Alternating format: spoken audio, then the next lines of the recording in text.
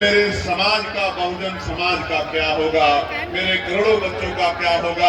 संत गाडगे जी महाराज, नारायण गुरु, तमाम हमारे महापुरुषों ने अपना पूरा जीवन लगा दिया कि सब वंचित समाज को मान सम्मान का जीवन मिल जाए। और साथियों, लोकतंत्र मांगने से नहीं मिला, इसके लिए डिबेट हुई है और डिबेट में बाबा साहब अम्बेडकर ने आपका नेता बनकर डिबेट में चुनौतियों को स्वीकार करके इस देश में लोकतांत्रिक व्यवस्था बनाने का काम किया है।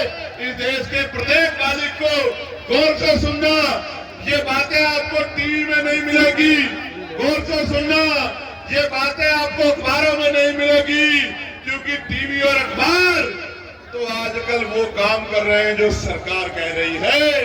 असली टीवी अखबार तो ये गरीब खाटी पत्रकारिता करने वाले बहुजन मीडिया के लोग जो कहता हूं उसी बात को दिखाते हैं, वरना बहुत जगह तो मैं कहता कुछ हूं और दिखाते कुछ और। प्यारे साथियों, गौर से सुनो, बड़े बुजुर्ग बड़ी संख्या में यहाँ बैठे हैं। आज वो अपना आशीर्वाद देने मुझे देखने और सुनने आए हैं। मैं उनको बताना चाहता हूँ, इस देश में 1919 से पहले कोई भी एससी एसटी ओबीसी का आदमी वोटिंग राइट नहीं रखता था। और आपको जान के अचरज होगा, सिर्फ एससी एसटी ओबीसी का नहीं, इस देश में किसी भी जाति धर्म की महिलाएं वोट का अधिकार नहीं रखती थी।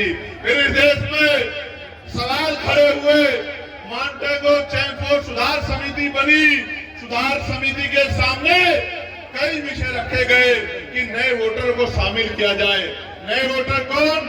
वो जो लगान देते हैं, वो जो बहुत पढ़े लिखे हैं, वो जो बहुत पैसे वाले हैं, वो जो बहुत बड़े उद्योगपति हैं, वो जो राजा महाराजाओं के परिवार से आते हैं। और कुल मिला के 1919 से पहले 3% लोग वोट करते थे। कितने परसेंट लोग? 3%। जोर से बताओ, आवाज जानी चाहिए कन्नौज तक। 3%। नहीं, लखनऊ तक नहीं जा रही है, जोर से बताओ पहले। कितने परसेंट लोग? 3% लोग। फिर जब ये मॉन्टेगो चैनफोर्ड सुधार समिति ने नए प्रयोग किए तो 15% लोगों को वोट का अधिकार मिला। और मैं बहुत जिम्मेदार से कह रहा हूँ, जिन महिलाओं को नहीं पता कि बाबा साहब ने क्या दिया है, मैं उन महिलाओं को, अपनी बहनों को, तमाम जाति धर्मों की बहनों को कहना चाहता हूँ कि अगर बाबा साहब अम्बेडकर ना होते तो इस देश में प्रधान से लेकर प्रधानमंत्री, राष्ट्रपति महिला कभी नहीं बन पाती। मैं चैलेंज करके, ऐलान करके कहता हूँ, और डिबेट करो जिसको जानकारी नहीं। तो बाबा साहब अम्बेडकर ने क्या किया? बाबा साहब अम्बेडकर ने ये किया कि 1928 में उन्होंने बहिष्कार धिक्कारणी सभा के जरिए एक ज्ञापन दिया। ऐसा ज्ञापन जैसा ज्ञापन आप जिलाधिकारी को देते हो, मुख्यमंत्री को देते हो, राज्यपाल को देते हो, राष्ट्रपति जी को देते हो, ऐसा ज्ञापन दिया।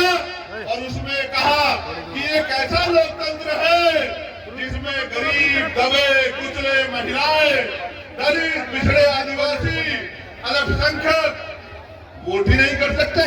और जो वोट ही नहीं कर सकता वो चुनाव कैसे लड़ सकता है? इसी बात को समझ लो भाई। अगर आप में से कोई वोटर नहीं है तो क्या वो भारत का कोई भी चुनाव लड़ सकता है? लड़ सकता है? जब तक आप वोटर नहीं बनोगे, जो मानक है उनको पूरा नहीं करोगे, एज के मानकों को, तब तक आप चुनाव नहीं लड़ सकते हो। इसलिए